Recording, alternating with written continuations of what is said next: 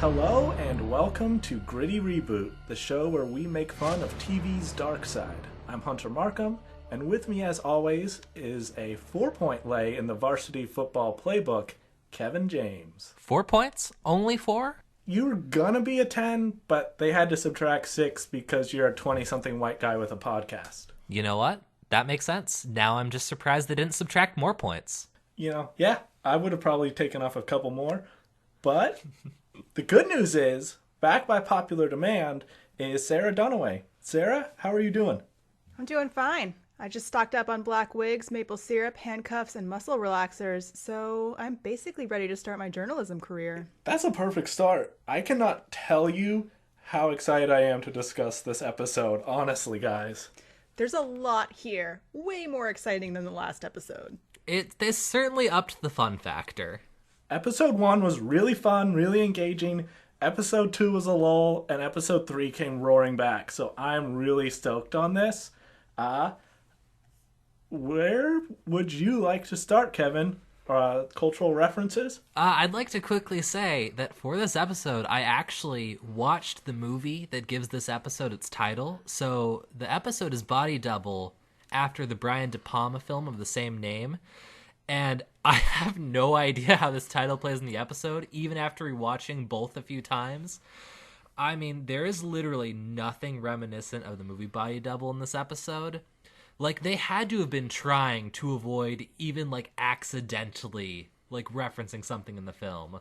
But I will say, Body Double may be the horniest movie ever made. Hornier than Riverdale, episode 1? Well, I totally believe that this is where Riverdale got its tone from, because so the plot of the movie is that it's half love letter to the films of Alfred Hitchcock, including stuff like Vertigo and Rear Window, and half just an excuse to film buttloads of naked girls, because... Wait, what better love letter to Alfred Hitchcock could there be than naked girl butts? I don't understand. It's just oh my god. So there's a claustrophobic actor, and after he loses his role on this cheesy vampire film, he gets hired to house sit for this big producer. And so every night he spies on this naked woman who strips at the same time each night until she gets murdered in her house while he watches. And so he sets out to find the murderer, which of course leads him on a tour through the seedy underbelly of the LA porn industry. Run by underground porn magnate Alfred Thiscock. Yeah. So you saw the movie too. Yeah, I think I saw that on, not Netflix, but somewhere else. Alright, and with that, we should get into our cultural references. Alright, I actually have these queued up so that we can cover them in detail. Woo! We said goodbye on the Greendale side of Sweetwater River. The Register could really use a Lois Lane type like you. Guys, should we maybe re-binge Making a Murderer on Netflix tonight? I'm sorry. Riverdale's very own In Cold Blood. Who cares? He's the hottest of hot. And he's the varsity football coach's son. In Riverdale, that's like dating a Kennedy. Chuck has muscles for days, but his conversation is not the stuff of Oscar Wilde or even Diablo Cody. But you better be willing to go full dark, no stars. Proof of what, Nancy Drew? That boys will be boys? Because Frida's shallow. Before he died, my brother was co-captain of the football team with Chuck. Football players behaving badly? What else is new? Steubenville, Glenridge. You want vengeance? You want to go full dark, no stars, Veronica? Welcome home, Ferris. You don't want to slow down, Steve. Oh, I'm too fast, too furious, baby. Yeah, girl. You did. You called yourself Polly. It was like Dr. Jekyll, Mistress Hyde. Hashtag justice for Ethel. So yeah, so a couple of those probably need explanation. Greendale is the home of Sabrina the Teenage Witch. Oh, okay, so that's the tie-in that they're making. And I had no idea. I didn't catch that. And there are a few others on here that I had no idea of. I just made a note saying the grass is Greendale on the other side, which is a joke that should never have made it onto the podcast, which is why I'm saying it now. No, we're going to move that to the front of the show. It's the first thing people are going to hear. That is now our episode title. Perfect. It's interesting. This show really has an in cold blood fixation. Mm-hmm. Yeah, I think the goal is that every every character in the main cast is going to reference In Cold Blood by the end of season 1. It started with Veronica, then we got Jughead, and it's just going to spread like wildfire from there. It's really our series arc, I believe. It was good to hear them reference a newer true crime, even though who the hell would re-binge Making a Murderer? I mean, I liked that show a lot, but that's a bleak show to rewatch. Yeah. So we have what I think may be the most dated reference on the TV series yet, Diablo Cody. Yeah, no one's heard of her since like 2007 or 2008. She was talented, and she was a hot deal for 15 minutes right after Juno, and then never again. These kids were like 7 when that came out. The hype around Diablo Cody was huge and then disappeared about 15 minutes after Jennifer's Body was released. Also, one of the football cases that they mentioned, Glenridge, is from 1989. Why? That got really dark because I looked those up and ended up spending about 3 hours reading about these cases, and they're extremely disturbing and dark. I don't know. They really went for, hey, let's talk about some rape cases here, which I was not expecting. I was just confused that they didn't go with something more modern. Like Steubenville makes sense. That wasn't that long ago, but like why not Missoula? That only happened, just like maybe 5 years ago. Glenridge, dark, deep reference, deep cut there. Yeah, I thought they'd maybe go with like Duke Lacrosse or something like that. Mm-hmm. And then Full Dark No Stars, that's actually a series of novellas by Stephen King, and the theme of that novella cycle is revenge, so a pretty apt reference for once, even though I'm not sure who's heard of that outside of deep Stephen King fans. Yeah, I had no idea what that was. Too Fast, Too Furious, of course I know what that is, and I've seen that half a dozen times. And then, the last one that probably merits some explanation, Justice for Ethel. So the actress who plays Ethel Muggs in the show is the same actress who played Barbara in Stranger Things. And there was the Justice for Barb hashtag because people were disappointed that she didn't get any closure to her arc when she was killed. So that's a reference to that Stranger Things plot. I had no idea. Okay, I thought that was just Cheryl talking in hashtags again. Yeah, Cheryl has a hashtag disease. She does. It's unclear to me why they really take on Ethel's case so hard when there's so many people that Chuck has wronged, but okay, sure. Well, I think the reason is because literally none of them can speak. There's like 13 girls in the room, and they all just sit silently until Ethel's like, I'll go on the record. And then at the end of the episode, when they're just all standing in a line watching the football players being walked out of the school, Betty and Veronica just turn to Ethel and go, you're the bravest of them all. We couldn't have done this without you. I wanted them to like turn around and add on, screw the rest of you. What did you do? We couldn't afford to pay you guys for a speaking part, so you just sat there silently. All right, should we get into the episode proper? Oh, yes. I was initially disappointed, although I ended up loving this episode. I was disappointed because Jughead's opening monologue did not immediately cross-cut into shirtless Archie. No, it was over 11 minutes before KJ Apa took his shirt off. He's so brave overcoming his allergy like that. Exactly. Good for him. But I did love Jughead's monologue with, he just starts listing things, and he sounds like a Matthew McConaughey Lincoln commercial, where he's just like, good, innocence, good, evil. And I want to have an episode where we go into his other drafts of his book, and it's like, it was the life of times, it was the death of times, it was the summer of good, it was the wonder. No, that's so stupid. I also like how immediately the tension from the last episode is cut out. So it ended with Cheryl saying she's guilty. And if you play the audio clips that I sent to you, Hunter, we can see how quickly that mystery of what she's guilty about lasts. I'm guilty, Cheryl said in biology class. But of what? To clarify, I didn't mean I was guilty of killing Jason. I am guilty of lying. Lock her up. Wow. It was like a cliffhanger in a 1930s serial where literally a car goes off a cliff and they cut to black And in the next episode, they show, oh, he rolled out of the car before it went over the cliff. Mm-hmm. I felt like we really got the rug pulled out from under us, and that was kind of a cheap trick. I also like how the police officer, or the sheriff, I guess, instructs her to tell the story in her own words. Like, he's very careful to say that to her. The only other person who was there is dead. Like, I think we're pretty safe here, buddy. Tell the story, but in a third-person perspective, please. I need it as an omniscient third-person narrator. And nothing in her story makes sense or hangs together, so she's clearly lying. Yeah.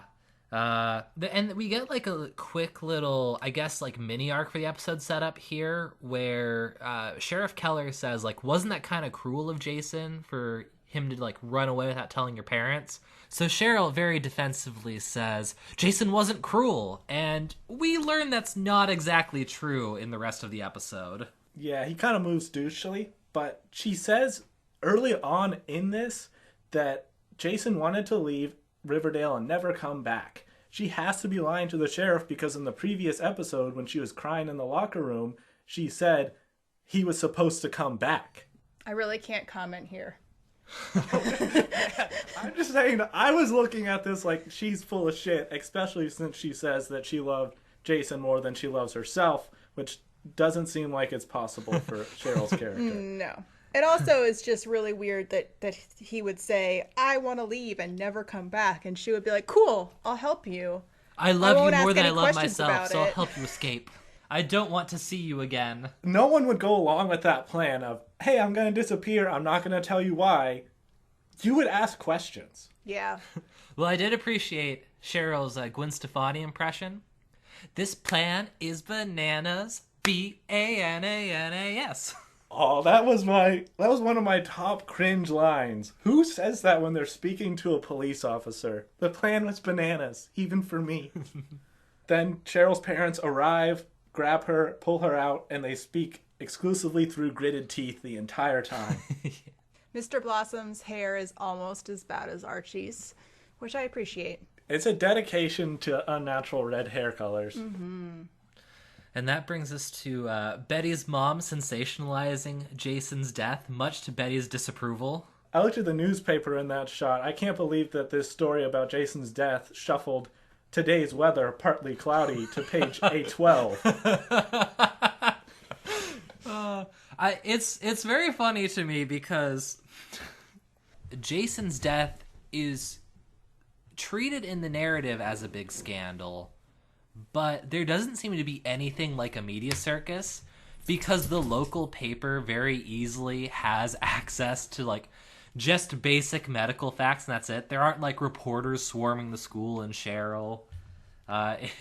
It's literally just like one local paper bribed their way into the coroner's report. They could have gone in the direction of having a media circus where Cheryl's having her privacy invaded and kids at the school are getting questioned and really drummed up the drama around that. But they decided to not go that route at all and just leave this small town as this isolated thing that no one's taken an interest in.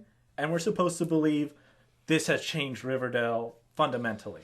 Yeah, it's very strange. Realistically, there would be reporters outside her house 24/7. There would be actual drama happening.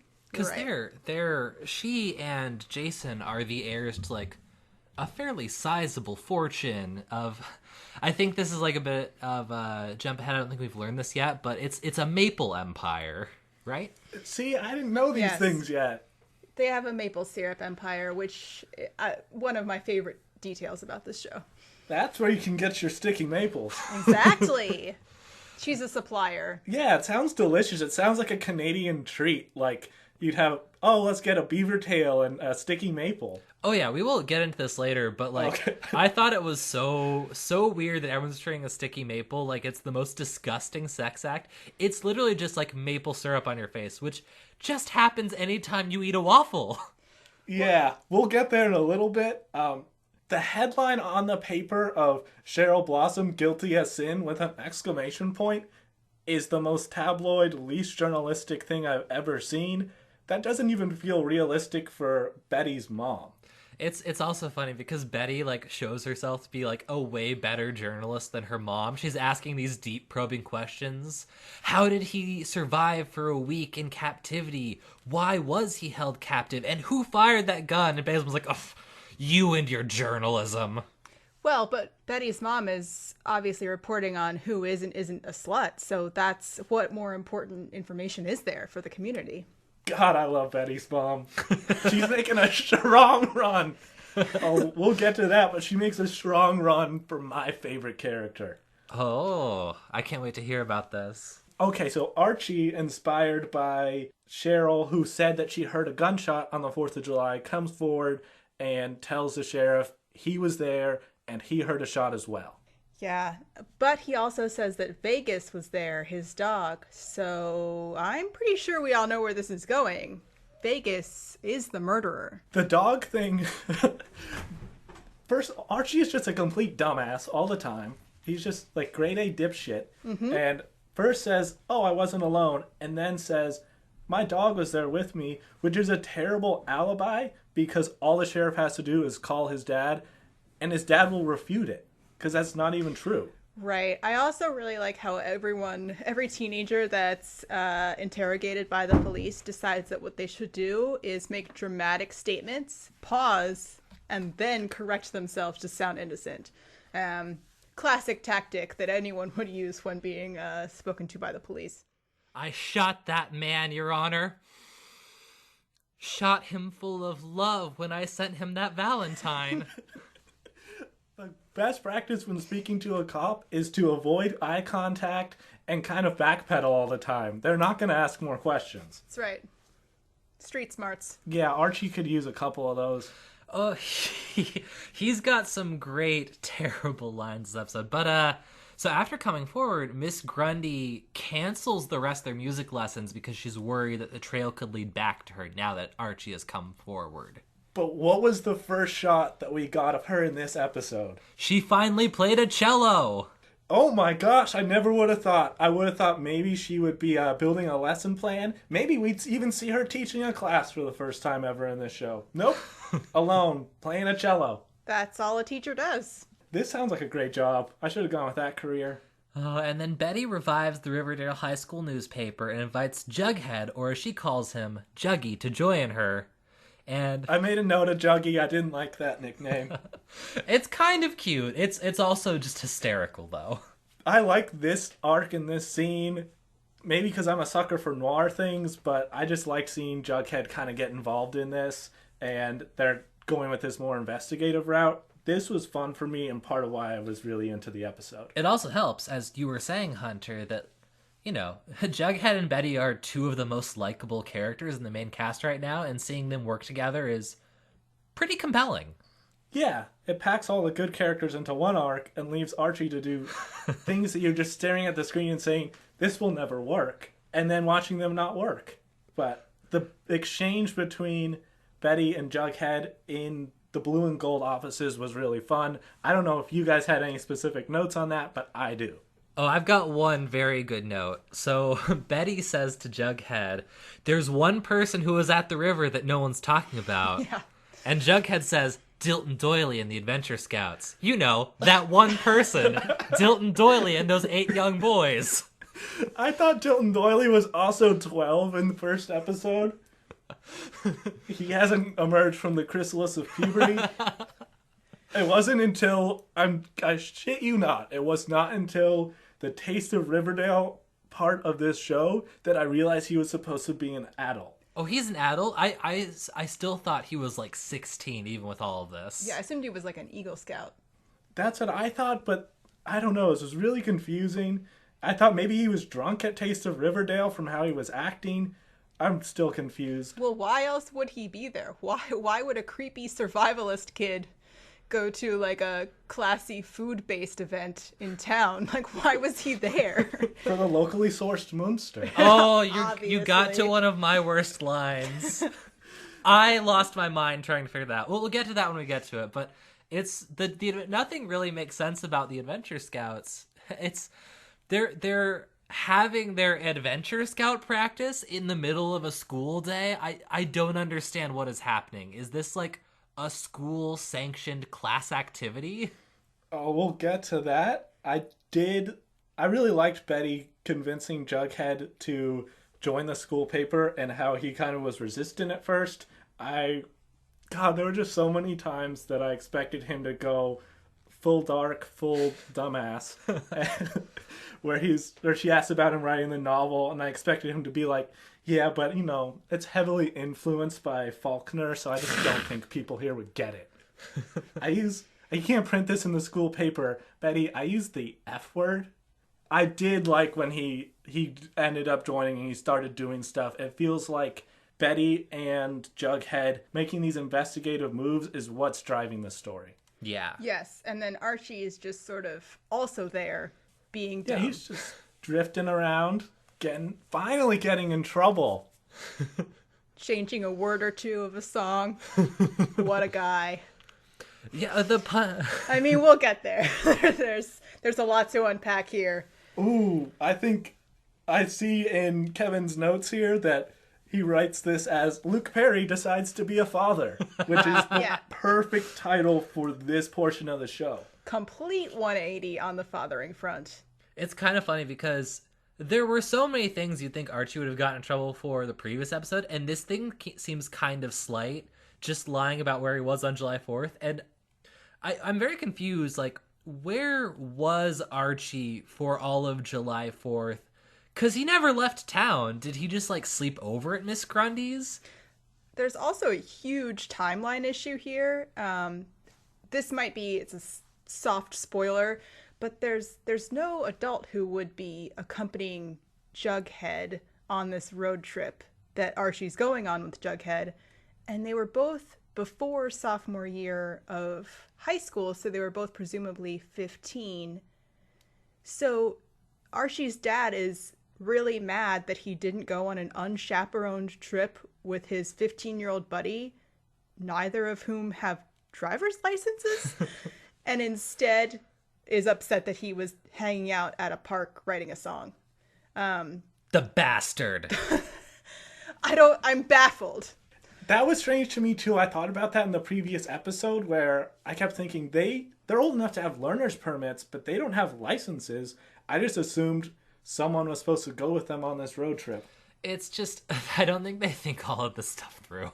I mean, maybe, but if it wasn't Archie's dad, I don't know who it would be. I don't know. Maybe Jughead's got a really cool uncle. I haven't seen that deep in the show. Yeah, no, that's fair. I love the part where Archie tries to bargain out of being grounded, and his dad is like, you want to go for 3 weeks?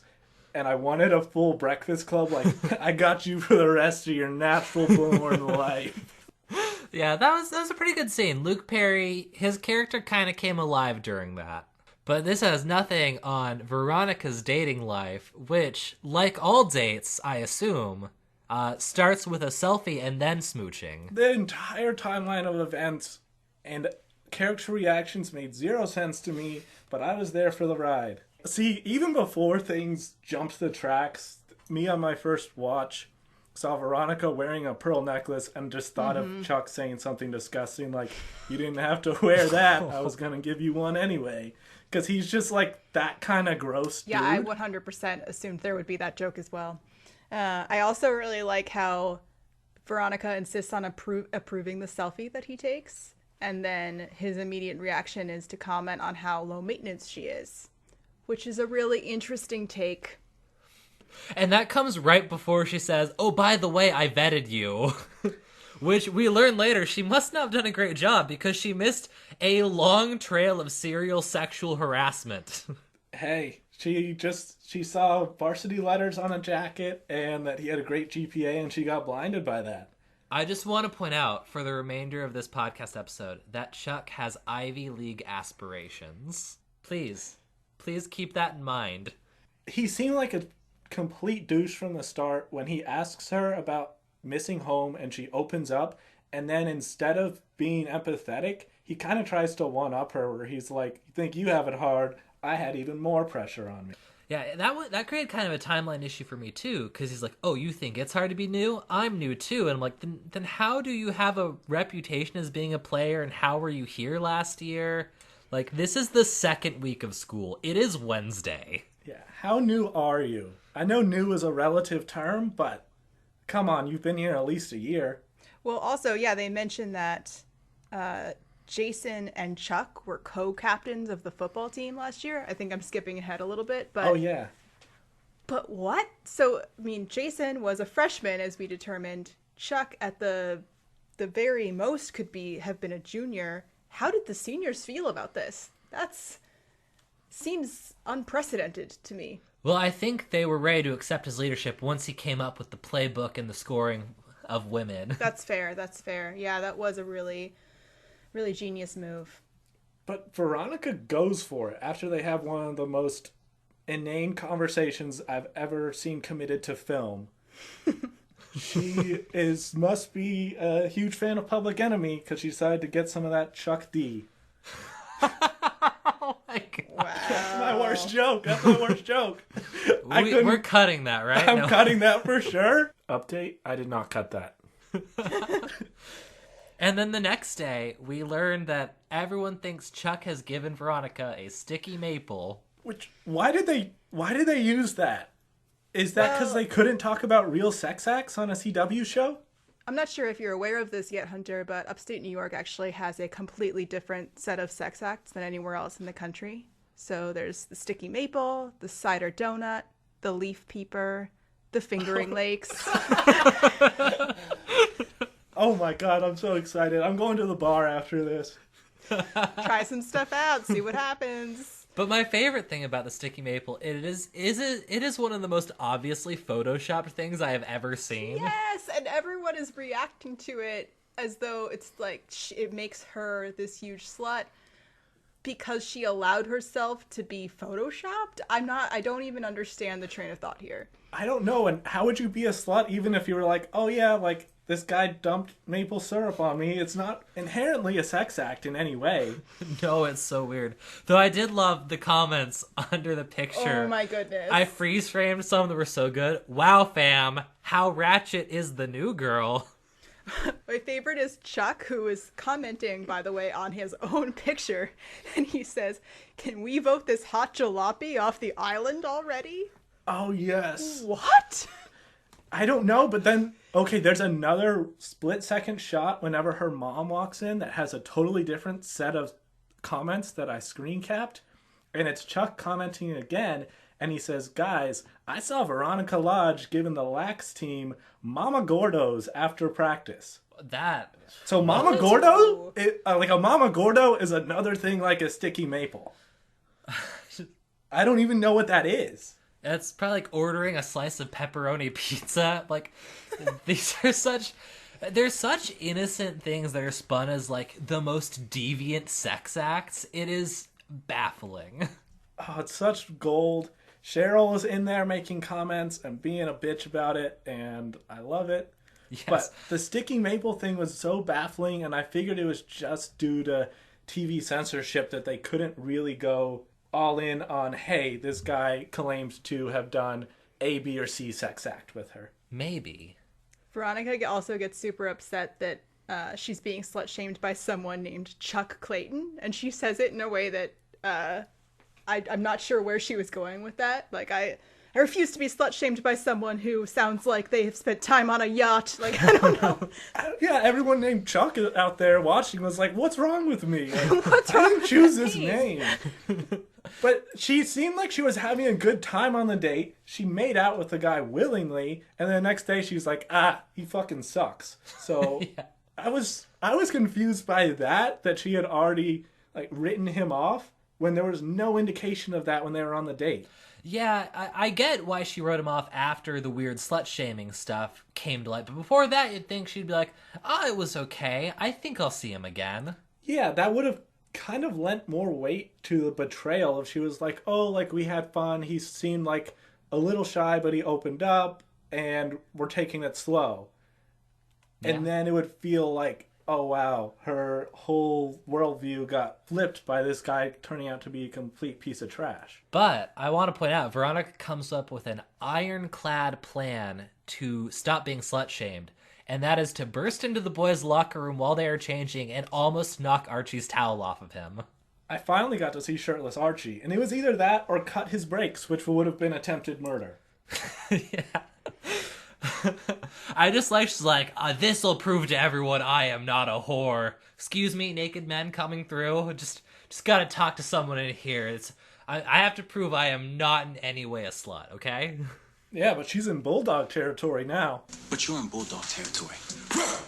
Oh god, that was the other worst line. Moose barking. Someone take that kid to the vet. He needs to stop listening to DMX.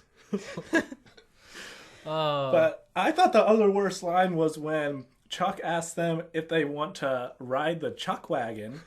Oof. I'm more of a Ginger Stallion type of guy. It was a lot. But yeah, surprisingly, barging in doesn't go anywhere.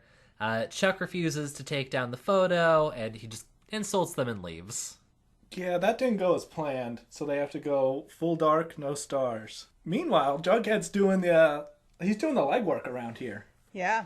And Doily reveals to dramatic music that Cheryl was down by the river that day. I'm glad we have that music because that is brand new information. But he also revealed that they saw a white-winged crossbill and a long-eared owl, which proved to me that Dilton Doily is not a European spy, because in Europe, a white-winged crossbill, as we all know, is known as a two-barred crossbill.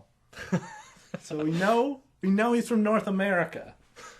Wow, Hunter. Thank you for that ornithology, Hunter. Very important. This is the important stuff that we need to reveal on this show.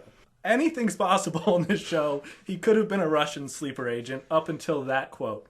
Yeah, so there's a really weird thing that happens, and I rewatched this episode several times and taking notes and clipping audio and all that.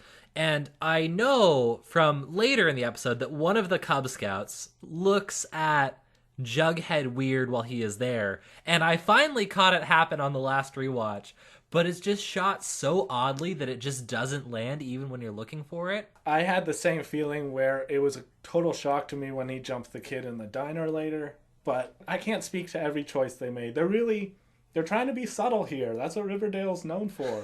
Mm-hmm. Subtle storytelling that you have to rewatch and unpack, and I haven't gotten any strange emails from Netflix because I'm continually rewatching episodes of Riverdale. They've written us off. We're a lost cause, Hunter. Yeah, there's something wrong with this guy. But yeah, and Cheryl, to thank Archie for coming forward with that corroborating evidence, offers to reward him with anything except for her body, because this is an important women's choice episode, you guys. Yes, but I just imagine as she was saying, I want to thank you, nothing is off the table, that Archie was about to pass out from all the blood suddenly rushing to his penis. And then when she says, accept my body, he's just like, damn it. She says it so seductively that it's hard to imagine that she means anything else. Yes, that's the thing, where they were leading in that direction, but I don't know, she likes toying with people. That seems to be her thing. Yeah, definitely. But he does take advantage of that favor and get linked up with Josie and the Pussycats since Grundy suspended their music lessons. This whole Josie and the Pussycat rehearsal thing, I am very unclear on what exactly the favor is, because it starts out like, oh, I'm just going to sit in and watch you guys rehearse. Then it jumps to, oh, actually, I want you guys to play my songs. And then it further jumps from there into, actually, I am now your lyricist. Yeah, the rule seemed to be when Josie first told him, she said, you're just sitting in this practice, you're going to watch us as we collaborate on songs and learn how we do our songwriting process. It seemed very clearly laid out. And then first thing when she walks into the practice, Archie's suddenly like, hey guys, I want you to play my songs and record them.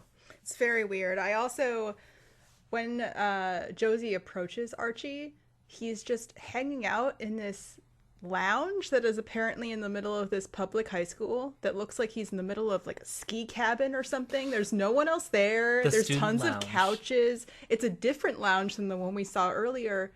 Where is all of this money coming from? Is this all just maple syrup money? What's going on here? Sticky maples pay for a lot of things around this town. I guess so. Kids these days are ripping through maple syrup, and it's really feeding the economy. Parents have no idea where they keep finding empty bottles of syrup in their kids' rooms. Yeah, so Archie has to figure out how to sneak out of his, grounding in order to attend these practices. And in the meantime, Betty has started the Me Too movement. It took her like 3 hours to scrape together, I don't know, like 9 girls who had been wronged by Chuck and the gang. Yeah, this is a real slap in the face to Veronica's vetting skills. Veronica sucks at vetting. Yeah. It's a good thing she'll never be invited onto the school paper, clearly. Yeah, there's seriously like 9, 12 girls just sitting around like, yeah, we'll tell our side of the story. And we learn pretty quickly that it's only Chuck and a few players on the football team, which to me, when I was watching this the first time, I thought like, oh, so kind of the tension of this episode would be like, oh no, like maybe Archie might have gotten sucked into this too. Like, is it the whole varsity team? No, don't worry about it. It's just some bad guys that you don't know. Yeah. Just Chuck and faceless bad guys who you've never seen and never will see again. But I love that Cheryl just busts into the room and basically like twisting gum around her finger, and she calls them all sluts first thing and tells them that their problems aren't as bad as hers. Yeah. I also love that she's wearing this tiny red lacy jumpsuit that looks like lingerie. It's a very confusing sartorial choice, especially for high school. She is seriously always dressed like she is supposed to be the knockout bombshell in a movie. Mm-hmm. Which isn't wrong for that actress, but it is weird for a high school student. It's weird that they would allow her to dress like that in any high school in America. Yeah, and Veronica has a good moment sticking up for the other girls, being like, you know what, back off, Cheryl. You can't call them sluts. These are strong, independent women who are bravely standing up to guys who are treating them just the worst possible way. You back the hell off. The episode seems to be doing a lot of, hey, we're proving that our characters are very progressive and feminist, or like progressive towards race relations. And some of it seems really forced and a lot more tell than show. Yeah, we'll have to get into more of that later. I guess we can't fault the episode for its ambition in this story. Not at all. Because they want to tackle systemic sexism with a side of systemic racism. And that's not a bad choice, but they don't really handle it well. No, they're just sort of like, hey, have you heard of sexism? Yeah, that's a thing. Yeah, and Veronica just seems to pretty much just be reading off of a bullet point list of 2017, how to talk about feminism, and maybe it's excusable because she is a high schooler, but it doesn't make this show seem super deep when this is an issue that really deserves more, I guess, more tact than what I feel like they put into this. Yeah. Well, I will point out, one of the reasons they might not have put as much tact into this is, so I was looking this up to confirm, because this episode felt very much like it was inspired by the Me Too movement, but when I actually sorted through the timeline, this episode aired a couple months before the Me Too movement really first gained prominence. So they're kind of a little ahead of the zeitgeist in regards to this episode. So Riverdale, they're trailblazers, and they are probably partially, if not wholly, responsible for the Me Too movement. Yes, that is exactly what I was trying to say. I had never actually heard of the patriarchy until I watched this episode of Riverdale. So thank you. Thanks, Riverdale. Thanks to this, I now hate capitalism, and I'm not going to church with my mom and dad anymore. Yeah, and then, so this scene basically ends with Ethel confirming that the Jocks keep score of their conquests, and there's a playbook somewhere in the high school, and Betty's like, well, then we'll break in and enter and find that. Seems simple enough. Nothing can go wrong. Nothing can. Meanwhile, Jughead, in the Pop's chocolate shop, stalks an adventure scout and pops his cherry. God. And that was really weird when he just like vaults over the back of the booth, grabs the cherry, and then opens with, I saw the way you looked at me. It seemed predatory, but not in a, hey, I'm an investigative reporter digging the dirt. He just seemed really fucking creepy. It was an amusing kind of creepy, but this was probably the wrong episode to do that in. I love it. I love his awkward intimidation perch. I think it's great. It's a perfect blend of like a high school kid trying to be cool and trying to be scary and having no idea how to do it. I'm not sure that was what they were going for, but... But the intimidation tactic works because the scouts be like, look, it was Dilton Doily. Give me back my sundae. Yeah, he spilled the beans so fast that I'm surprised Jughead could even keep up. I really wanted that scene to go about 1 minute more when the kid's dad comes back and finds this strange teenager stealing his kid's sundae, and they have some sort of confrontation. That would have been beautiful. But yeah, so now we know Doily was the one who shot the gun on July 4th, and he is a hardcore survivalist. But that means that gunshot has nothing to do with the murder or Jason's capture, so it was basically a dead end. But it's really important that we keep talking about it forever on this show. We've been talking about it for 3 episodes. I know. It's the most important thing we have going on right now is this gunshot that's meaningless. What you guys don't understand is that Sweetwater River is just filled with red herrings, and we are fishing. Oh my god, you had that prepared. Wow. I know it. I did not. Wow. That wasn't prepared like my Pops' cherry joke. Alright, and so Archie sneaks out to attend the Pussycat rehearsal, which is possibly the dumbest thing he's done so far, because we know from the last episode his dad can hear when he sneaks out. I had that note too. We already 100% know that Fred is like, yeah, every time you sneak out, I'm aware of it. I'm sorry, who's Fred? That's Archie's Do you mean dad. Luke Perry? I meant Luke Perry. This whole scene is really cringy for a lot of different reasons. Just this show trying to tackle racism it's a really bold choice. You can solve racism in 1 3-minute scene. All you need is to suggest a slightly different line for a song about body positivity. It was, Hunter, you and I tried to figure this out so hard because the line that Archie suggests for the verse they were singing, like, it was so clearly already about, being able to dress and style yourself the way you wanted that I don't even know how they came up with paintings in the wind as, like, the first draft line for that scene. Unless Valerie, the songwriter, had just been watching a lot of Pocahontas. Like, it very clearly the first line should have been something like, she has tattoos, and then they should be like, oh, that's not poetic enough. We need something that sounds a little better. And then Archie could have come in and saved the day. Yeah, he changes those 2 words in that song, and all the Pussycats are like, okay, white man, you're in charge now. Racism solved. We did it. It's so funny because Josie comes in with like these very legitimate concerns, and I want to once again re-up my claim that she has wandered in from a completely different show. Like, yes. that somewhere there is a show with like a compelling dramatic lead that like tightly examines racism in society, and she got lost and wound up in Riverdale because she talks about like, how are you going to write music for us? Like, you don't know our experience. Very valid points.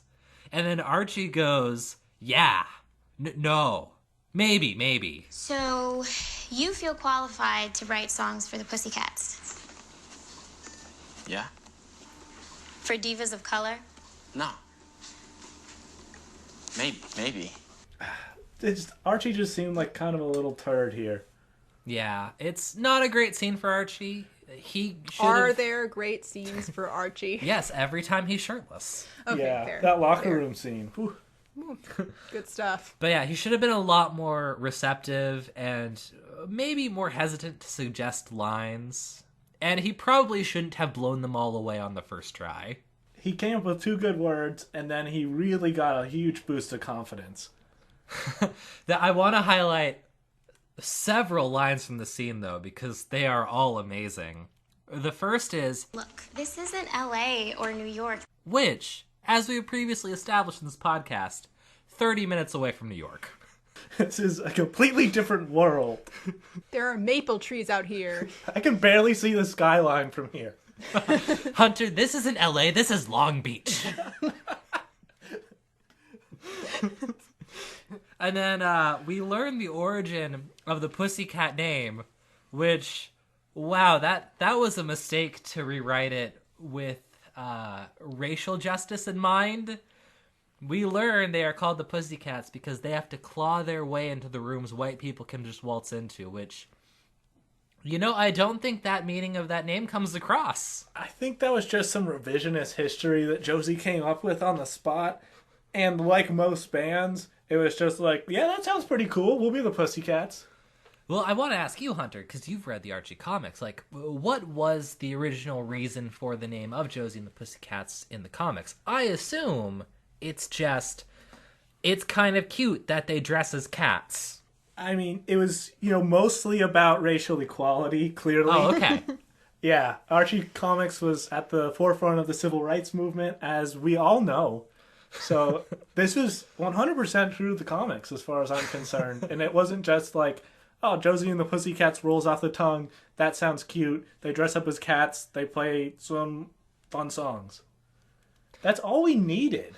Yeah, the gritty backstory just doesn't work, doesn't really make sense. The further dressing as cats to reinforce it, it's all just so clearly they wanted it to be more serious than it very obviously is. I feel like Josie and the Feral Cats would be a way cooler band, frankly. Actually, yes. I would listen to that band. You can make cat metaphors with racial justice work, like Josie and the Lionesses. I think that would probably work pretty well. Josie and the Black Panther Party. Yeah, see what I mean? It's so easy to fix this in a way where it's like, yes, this is what we are about. But, and the last one I wanted to point out, this may be my dumb sentence of the episode. Josie asks, all right, what else you got for us, Archie? And Archie says, let's invert the second and third verses, which totally reminded me of Star Trek Technobabble, or possibly the best line in Doctor Who, where the Doctor says, reverse the polarity of the graviton flow. Just complete nonsense that doesn't mean anything. Yeah, it was sort of just like, let's turn up the EQ and put a microphone here. Like, he has no idea what he's saying. It's obvious. They could have done a million different things there, but they just threw in one of the stupidest lines possible. Let's equalize those octaves. Real quick, I need to redo the Doctor Who line. It's, reverse the polarity of the neutron flow. There we go. Thank you for saving us from the rabid Doctor Who fans who were surely going to write in. You don't know, man. We're going to get a stack of hate mail. I've never seen any Doctor Who. I'm just going to go on record and say that it sucks and it's awful, and if anyone likes it, they're a bad person. I expect no backlash from this at all. Fans, please send your hate mail to howdidthisgetmade@gmail.com. Care of Paul Scheer. Oh, man. So we finally get to the B&E with B&V. Oh, God. Boy. I noted that line. I'm pretty sure I wasn't the only one. That was a bad line, but she looked so stylish saying it. She had thigh-high boots on. Yes. I mean, Kevin was not wrong to call those out. Yeah, but they find the playbook in about 46 seconds. It really feels like it was like taped to the corkboard, like just inside of the locker room, where people could be like, look at that. The locker it's in says playbook in huge letters across it. There wasn't even a shot of them busting into a locker, like picking a lock or cutting a bolt off or anything. It was just Ethel's like, yeah, found it. There was just a plexiglass case and it was in there. I just lifted the top off. I mean, between the time Cheryl surprises them breaking and entering and the time Ethel finds it, it's like 5 seconds. It's literally just long enough for Ethel to walk out of screen in one shot, and then I guess it's just there. Yeah, just laying around. But I want to point out, hilariously, you have to remember, Josie and the Pussycats are practicing in the music room of the school at this very moment. So I don't know why half of the school is brightly lit for practice and the other half is like dark breaking and entering at probably the exact same time. Well, it's an enormous school, clearly. We can tell from all the lounges. Yeah, there's several lounges. Maybe there's several buildings. I don't know. So, we're going to talk about this later, but Betty is ready to go gung-ho pursue justice when she finds Polly's name in the book. And there were just some interesting things about the playbook that kind of stuck out to me. There were some great entries in this playbook. Moose got a point because he actually found his locker. I hope the locker really enjoyed his horse dick. Hey, he got 6 points later for Midge. He's in the book. Yes. And yet Moose isn't cut from the team at the end of this episode, to my knowledge. He is not. Moose's other entry was 13% of females responded to Moose. With a loud moose call, one would hope. I don't know. What was that? There was another one in there with an entry for a girl named Eleanor, and she was downgraded for having, quote, an old lady name, but Ethel wasn't downgraded for the same thing. Well, Ethel is a hip and trendy name. Maybe Ethel is so old of a name that they just don't even realize it's an old name anymore. Like, it's just passed the Generation Z kids by. I'm surprised Jason didn't have an entry in there of like minus 200 for fucked his own sister. But I thought it was funny. So they make a big deal because Ethel says it's better than being in the playbook as Big Girl. And if you see in that shot, she's like within a point of Veronica's score.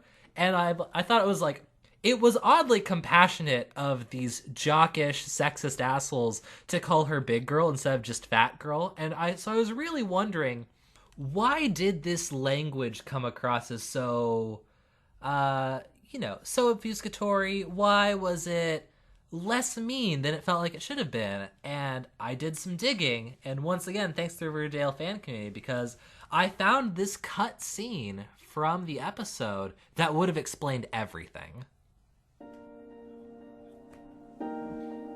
Dad, I am so sorry about what happened today.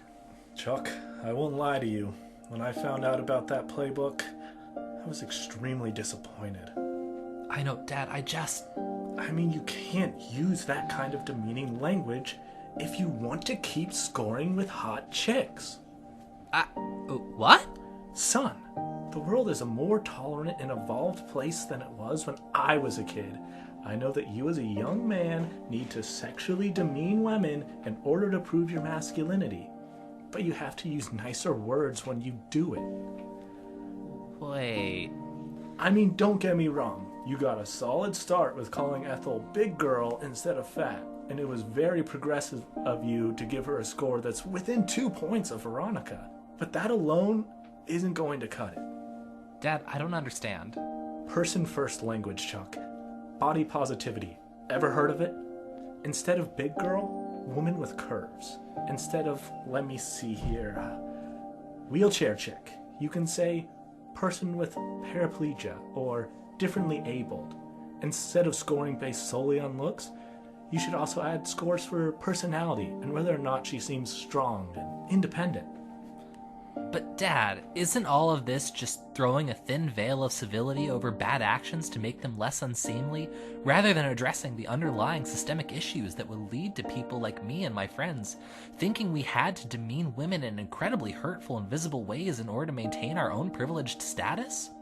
Aren't we just co-opting progressive language to absolve ourselves of deeper flaws rather than truly working to make a better and more inclusive world? Exactly! Just say vaguely thoughtful crap like that in order to avoid having to reconcile with your complicity in your own sexist game. It'll make you seem sensitive and deep, and that'll probably help with the ladies. It sounds like you really absorbed the lessons I've been teaching you. This is the most honest talk we've had in a while. I'm so proud of you. Thanks, Dad. I really get it now. I love you. I love you too, son.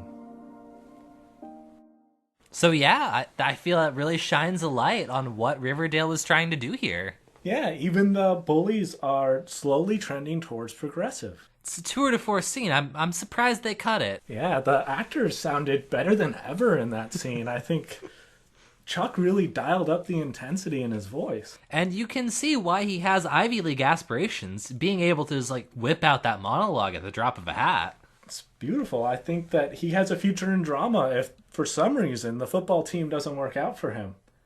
One thing that jumped out to me in the playbook was that Polly's in there multiple times, and Jason gets downgraded a couple points for having feelings for her. Also, he downgrades her himself for wanting too many crackers. Wait, what? No.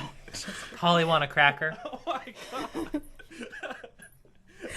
Polly was in there multiple times. Ethel was in there multiple times, which I don't know how many of these are fabricated or if Ethel's just doing work. I feel like she's killing it this entire episode.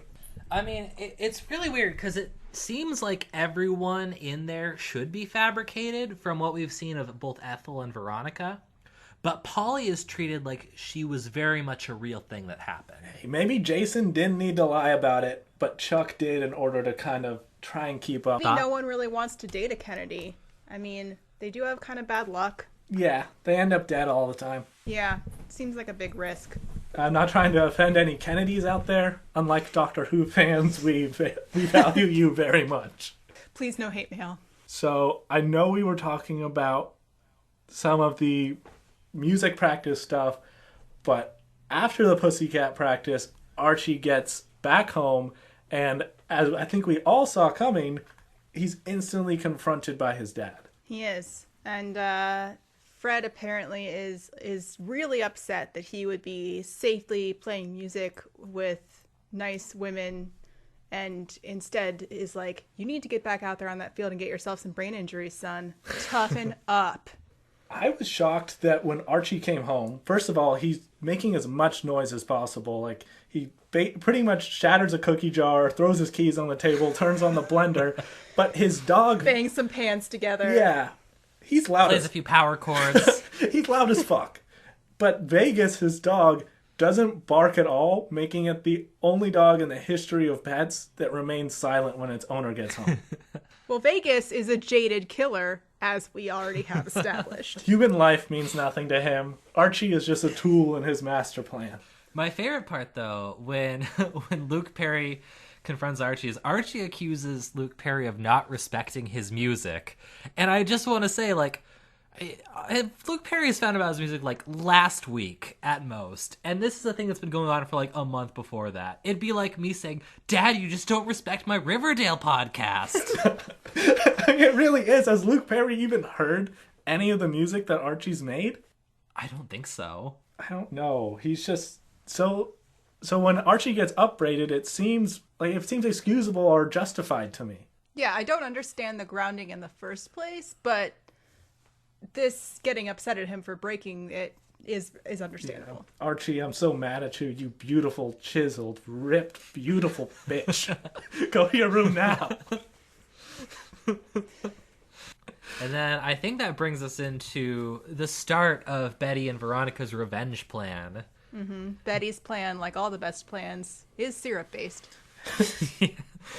Betty is putting on lipstick, which her mother calls Seduction Scarlet, presumably because they were low on Slut Chartreuse, Trollop Teal, and Whore Hazel. Wow! This is amazing because my joke was, she's instructed to wear Pink Perfection instead of Seduce Scarlet. I guess the store was out of Maple Mauve and Torture Tangerine. I had no color. Same page. Hunter, where are your color-based lipstick jokes? I didn't have anything prepared for this. But yeah, Betty is just putting on lipstick. Her mom's like, don't you dare put on lipstick. And just like very creepily smears it off of her face. When her mom's in the house, she's full, like I said, full mom from Carrie. And when she's outside of the house, she's just stirring the pot and making trouble. She is awful. I love her. Yeah. But everyone in this episode, everyone in this show, if they need to ambush someone or find them, just goes to Pops, and you will no doubt find the person you're looking for alone in a booth. Whether it's a Cub Scout, yes, Jughead, or apparently Chuck. Yeah, sadly, Betty does not pop Chuck's cherry, which is a surprisingly difficult sentence to get out. Yeah, Pops is basically the room of requirement of Riverdale. Yeah. Just whatever you need, it's right there. But yeah, so Betty invites Chuck to Ethel's for, quote, bad girl fun times. And Chuck, with his Ivy League aspirations, like, cool, nothing out of the ordinary here. You were mad at me this morning. Ethel's hated me ever since I slandered her. They're all cool with this. Okay, speaking for Chuck, I don't have Ivy League aspirations. But honestly, I have gotten into situations with girls where I was like, that was entirely stupid, but you just don't say no to it. What I can't excuse is his stupid bullshit that comes out of his mouth.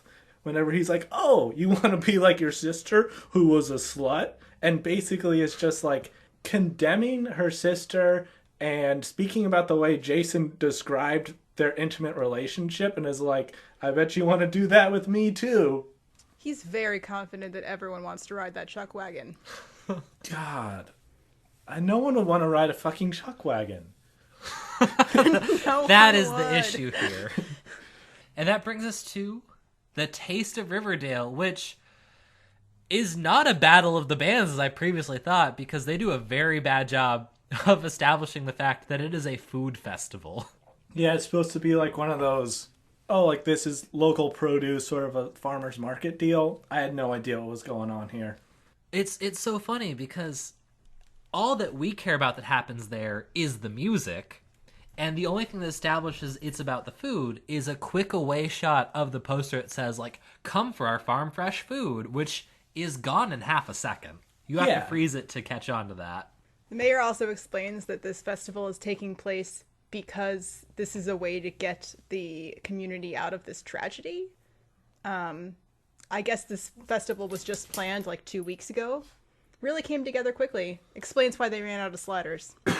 And I think it's really just an excuse for single parents in the town to try and get some, because Archie's dad is just slinging that dick all over the place when he trots up to Hermione and starts flirting with her, and then instantly starts laying the charm on Grundy when she shows up at his side. Why didn't he just take his shirt off? That's the Andrews move. Just go for it, man. When are we going to get ripped, shirtless Luke Perry in this show? I want him to start doing it. Just rip that flannel off.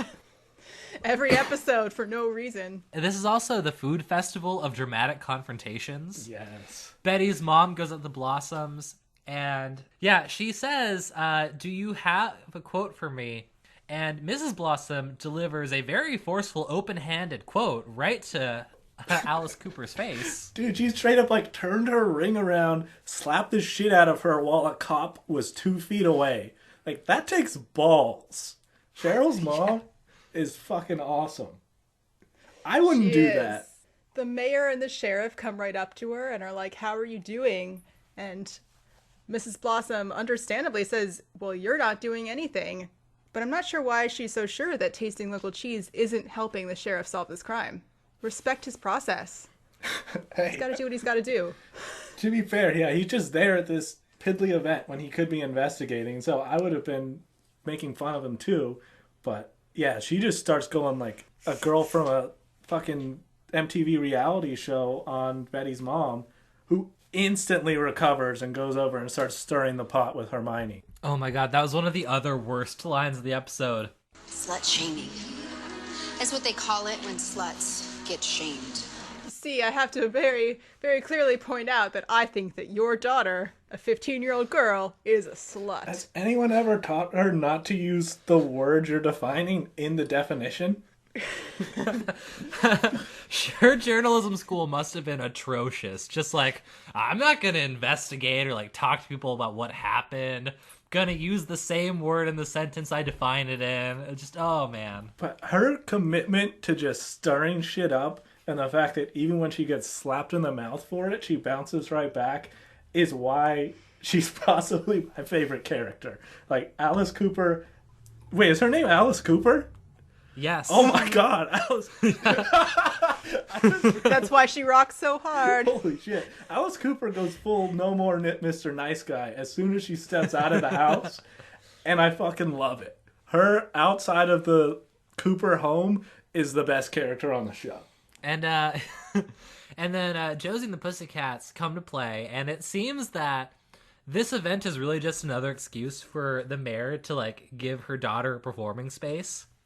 Archie sneaks up to the rafters to watch them play, and Jughead is already there. I don't know why he's in the rafters too. Maybe he just likes perching in weird places. And Archie takes credit for the song because Jughead wants to know why Archie's there. He's like, hey man, I wrote that song. Way to go, Archie. Josie had one concern about you writing for them, and that was that you didn't understand. You wouldn't understand where they were coming from, and immediately go out and take credit for the whole song. Yep. Yeah, he made a couple lyric changes. It's not like he helped them compose it or worked on the harmonies, because clearly in that very first practice he was at, they already had a lot of the arrangement done. No, but it's a classic white man move to take credit for the whole thing. He's so good at fixing racism. He's just a fucking dipshit. But Luke Perry's making moves on Miss Grundy, or so it seems, and she has... God, it's the most skin crawly, like not even a cringe line, like it just troubled me for someone to say this line. He asks why she's taken such an interest in his son, and she says Archie's a special kid. It's just gross that she calls him a kid when they're sleeping together. I don't know, it seemed like really strong, like hammering on these pedophile vibes. Yeah. Ugh. Like, it would have been less gross to me if she'd said, have you seen his rippling abs? I don't know how Luke Perry was able to identify her if they've never met before. Like, how would he possibly know that she's the music teacher at Riverdale? I don't know. Maybe a student teacher night and he, glimpsed her. Who? I guess. Fred Andrews has resources. He goes to a lot of Taste of Riverdale events. He knows all the singles over 30 in this town. And then the scene ends with Jughead successfully shakes down Dilton Doily. Dilton Doily makes a stand your ground reference. Oh. Wait, what? Yeah. He said, Jughead says, I know you fired the shot. And Dilton Doily says, somebody has to teach them how to stand their ground the way this town is going. Save it for your statement. I don't even know what that's a reference to. Stand your ground gun laws. Oh, I'm the worst Texan in the history of the world. Yeah, so it basically just gives you the right to shoot people if you feel threatened in public. It took the place of the previous law, which was duty to retreat, which basically said if you think someone is threatening you and you are in public, it is your duty to get out of the way and try and hide first. Oh. So this was big in the Trayvon Martin case. That was where you might have heard about it. Because that was the justification, was that he felt scared of this kid with his Skittles, so he had to stand his ground. They really are. They're subtly bringing in references to racial tensions. I think that's actually... I'm going to give them a gold star for this. Yes. We also missed talking about one of the funnier lines in the show when Jughead asks if Archie is just there to taste the local Munster, which maybe that explains why the sheriff is there. He meant to catch a local monster, but...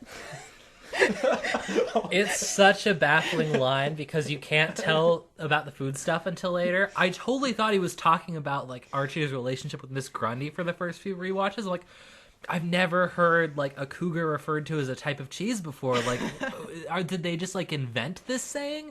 No, there's literally just farm fresh Munster there. It's like a sticky maple. Oh yeah, I'm gonna give you a local Munster tonight, baby. And by give it to you, I mean hastily Photoshop it onto my Instagram feed. Yeah, I don't know if we have time for that, Archie. What about just a quick Velveeta instead? And that brings us to... Whoa, Duck Betty, bam bam. This is where, as I instantly texted you guys, this show had a lot more erotic trampling than I would have expected.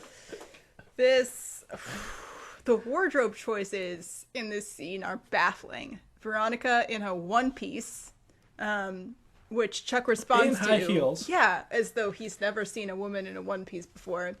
He looks like this is his first time seeing a woman out of a parka. He's like, oh my god, she's only partially uncovered. I mean, honestly, with this kid's, like, he has a history of lying. I doubt he's ever actually made it past first base with a girl. Like, Veronica is probably his first kiss. But I assume he has the internet. But I do want to point out, when Veronica opens the door, Chuck, with his Ivy League aspirations, says... You're not Betty. Nothing gets past this kid. He's brilliant. Jughead should recruit him as kind of a sidekick in the investigation. Oh my god. Yeah, the Betty coming out with the wig and how she's dressed in lingerie. Oof. Again, I want to remind you that she's supposed to be 15. Yeah.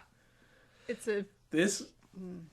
So that wardrobe is very confusing to unpack because, so obviously the actress Lily Reinhart is gorgeous and she can probably pull off that lingerie, but the wig like caused me to burst out laughing because why? This is where we're getting to my predictions. This is setting up that clearly Betty has some sort of like dominatrix stuff that she's into. That would make sense. She knows way too much about this. Like, she's mixing booze with muscle relaxers, which is fucking hardcore as shit. How does she know about that? I thought this episode was going to end with them accidentally murdering Chuck, and that's where the plot was going to thicken. That's what it seems like it should happen. But Veronica's priorities in that scene, like, when Betty's like, oh, muscle relaxers and booze in this hot tub, that's not a lethal combination. Veronica's fine with it. When Betty, like, stomps Chuck's head down underwater with her shoes, Veronica's still fine with it. When she pours the maple syrup on top of Chuck, that's when Veronica goes, whoa, too far. Well, but it wasn't real maple syrup. Yeah. I'm sure that was probably her objection, because that's unacceptable. It looked like log cabin. Yeah. Yeah, it's a log cabin Aunt Jemima ass shit that nobody uses. That's not real maple syrup. It is not. It's not even a sticky maple at that point. But Betty knows, like, way too much dominatrix stuff. Like, she clearly owns 2 sets of handcuffs that they use on Chuck. She's, like, calling him a pig in, like, a black wig, and she's getting really deep into this role play. I have to believe that this is why Archie's not into her. Because he's within 10 feet of her window. He's seen her, like, chain a guy up. She's practiced this routine. Yeah, he's seen her, like, chain a guy up to a box spring and, like, erotically electrocute him. And Archie's like, yeah, nah, hard pass. You can just imagine him texting her, Betty, why are you reenacting the plot of Black Snake Moan? But you're the Samuel L. Jackson? Yeah. Oh, man. But there's a great little, like, aside moment where when they're getting Chuck to confess that he and Veronica actually didn't do anything, Ethel just peeks in and, like, takes a little satisfaction in him getting comeuppance. That's kind of cute. Oh, yeah. I was just more... This show has really gone deep into, like, exploring kinks. Oh, yeah, she's just totally into voyeurism, was my assumption. Yeah, well, I meant, like, Betty being, like... This was really bizarre and not at all what I expected from this show, which consistently forgets that their characters are 15. Time is not a real thing to the creators of Riverdale. Yeah. It is meaningless. It's just a flat circle. I just say the same thing. Time is an illusion. They seem to forget, like, the characterizations of their characters, too, because Betty does not seem like the type of character who would have, like, that kind of sexy lingerie. She seems like her bra should have, like, duckies and a little bow on it. Yeah. Episode 1, we saw her, like, how she goes when it comes to undergarments. Not like this. Where did she get that? I don't... Her mom's closet, clearly.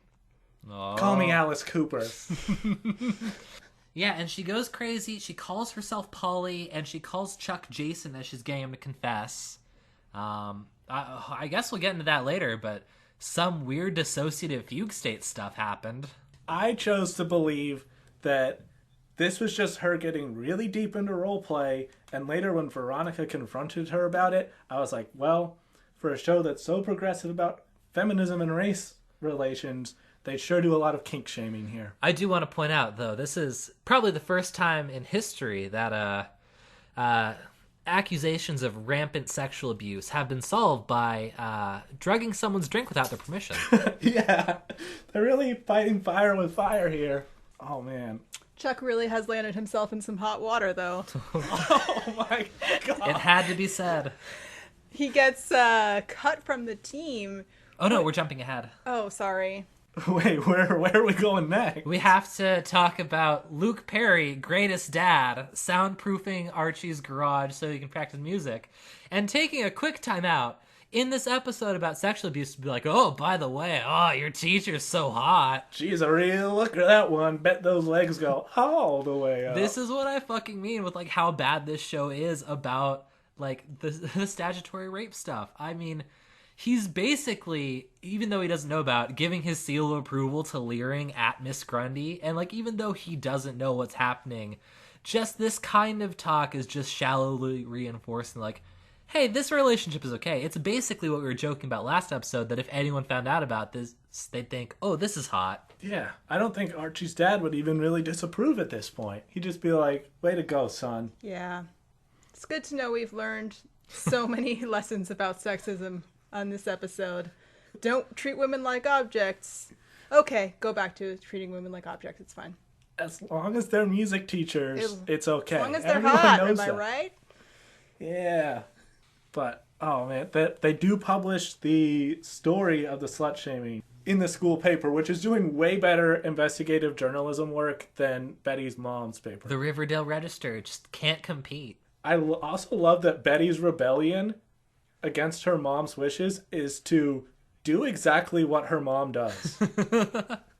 But like most teens do. In a different place, so... That's why when I rebelled against my parents, I became a dental hygienist and also a police officer. Taking a real bite out of crime. Oh my god. Oh my god. You'd think we'd planned that, but we didn't. That's perfect. But yeah, Chuck gets cut from the team. Real Taking Back Sunday moment here. Yes.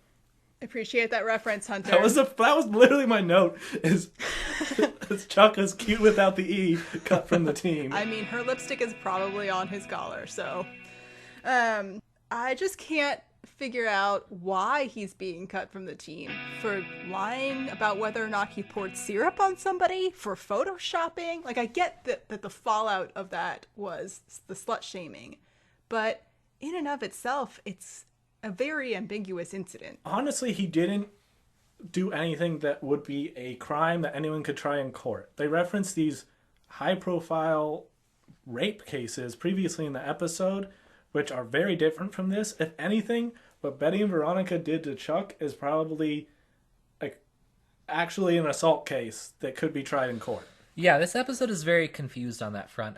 I really kind of wish they drag this plot line out a bit longer and we could see kind of like the systemic fallout from how this kind of system got into place, how it affects the other football players, because I get it probably started with these guys wanted to show off new players to each other and they systematized it, and then that incentivized them to be worse about it. But the show is not that thoughtful about it. So they're just like, these 5 bad apples were just jerks and they're gone now. Yep. But Moose isn't cut and he was in the book. Yeah, it's weird. Were they just documenting everyone? I don't know, but I did.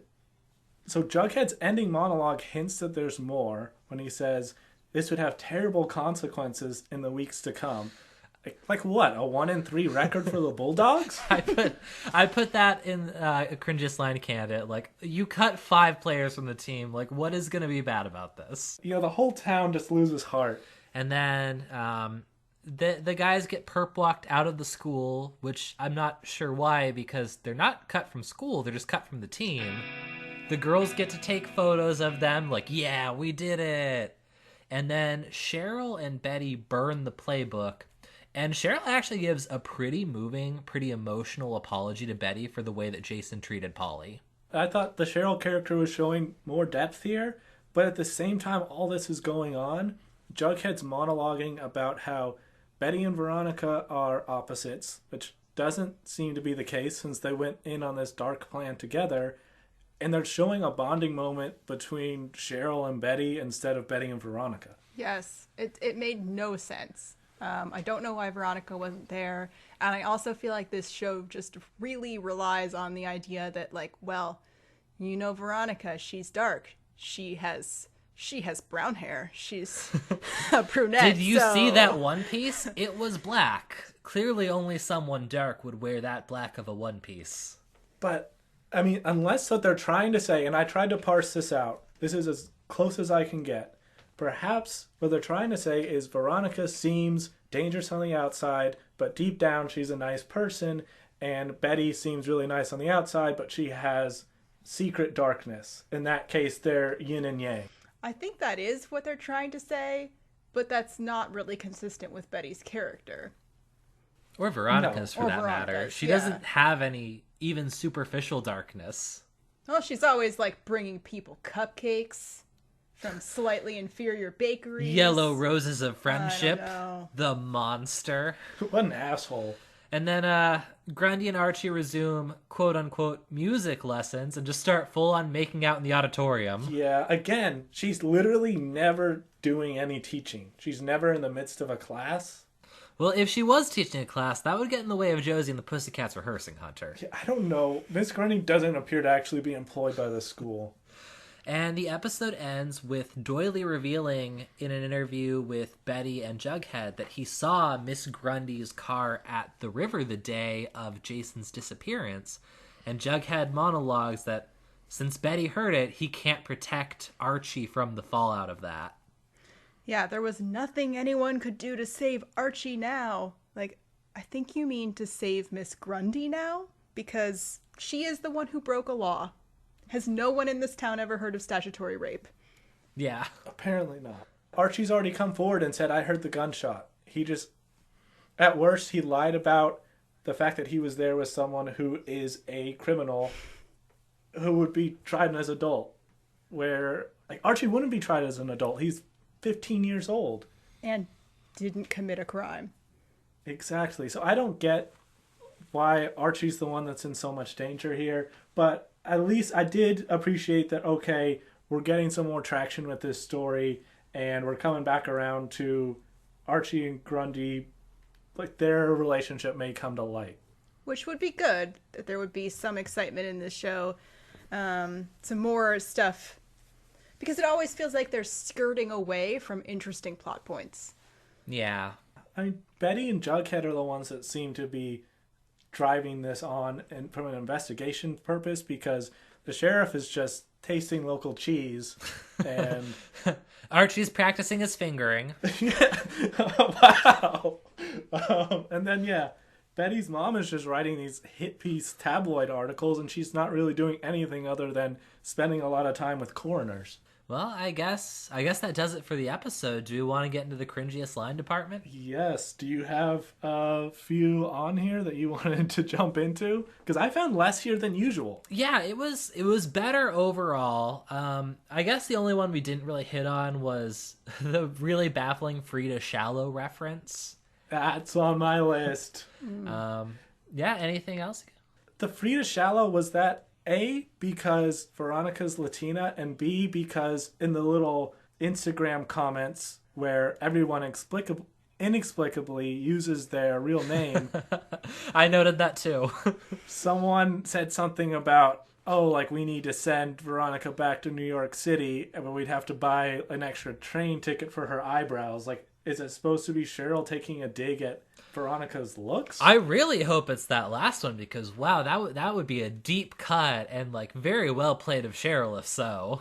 That is for sure what it was, from my perspective, because there were several eyebrow-based comments in the weird Instagram thread, which, I mean, Veronica has great eyebrows. They are big, I guess, but that's in right now, so her eyebrows are a lot better than the Archie's. times.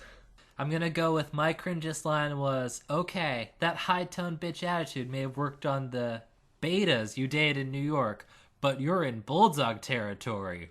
Woof. God, there's a lot really there.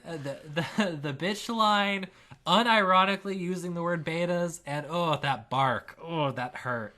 I don't know. Anytime anyone says hashtag on this show, which I guess is just Cheryl, but hashtag justice for Ethel was really painful for me, along with the plan was bananas, even for me.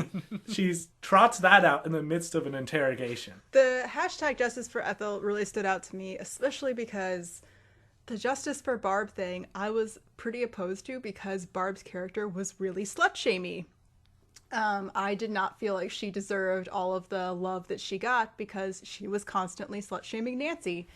And so it was really interesting to have that go full circle and be used in such a different way. I didn't really like it. I was so out of the loop on that, I did not know what they were referencing. So now, I guess we gotta ask, who's walking the green mile to Old Sparky? Do we have predictions for who's guilty now? I have some predictions, not about guilt. All right. I was hung up on Jughead's line where he said that the football team, 5 players being cut, was going to cause such a fallout. My theory is now Archie has to start on the football team. In the first game of the season, he gets concussed so hard that when he wakes up, he can no longer see race, which leads to a lot of awkward situations and sort of snafus where he says insensitive things. Oh my god. Oh, I would love to see that. Either that or Betty starts some sort of webcam show where she financially dominates men. Those are my two predictions. My prediction is that Alice Cooper killed Jason, not even directly, just somehow just walking and talking to people. She provoked someone to killing him to get a news story out of it. It seems like something she could do. I also think Alice Cooper is the murderer, but I do mean the musician. It's a real plot twist. I'm gonna go crazy with this Alice Cooper thing because I did not realize that was her name until midway through this episode. And then episode scores, guys? I've got to pick the right way to score this. So what I'm going to say is I don't think it's like on terms of quality a good episode, but in pure enjoyment, it was pretty great. So I am going to give it 4 out of 5 inexplicable black wigs. I'm going to say that this was my favorite ride on the Chuck Wagon thus far. Oh yeah, I would say this is grade B sticky maple right here. Grade B, of course, being superior to grade A because maple syrup makes a lot of sense. All right, so Archie and Cheryl confirm there is a gunshot. We can now very much say that a gun was fired, and it's important that we discuss it constantly. Archie gets grounded for lying about where he was during the 4th of July. Veronica and Betty solve sexism. Archie solves racism. And Betty seems to be getting more and more out of touch with reality. Archie's dad finally learns to accept his music after those tough couple of days where he didn't. Cheryl accepts that she may not have known who Jason really was, and Jughead and Betty uncover that Miss Grundy was at Sweetwater River the day of Jason's disappearance. We're left on the edge of another cliff. Who knows what the next episode will bring? How many more cherries will be popped by Jughead? God. I didn't predict anything along those lines.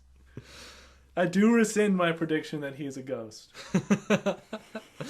Yeah, so I guess that's it for this episode. We'll see you in a week for episode 4, The Last Picture Show. Until then, you can reach us on Twitter at Gritty Reboot Pod or by email at grittyrebootpodcast@gmail.com. We look forward to seeing you next time.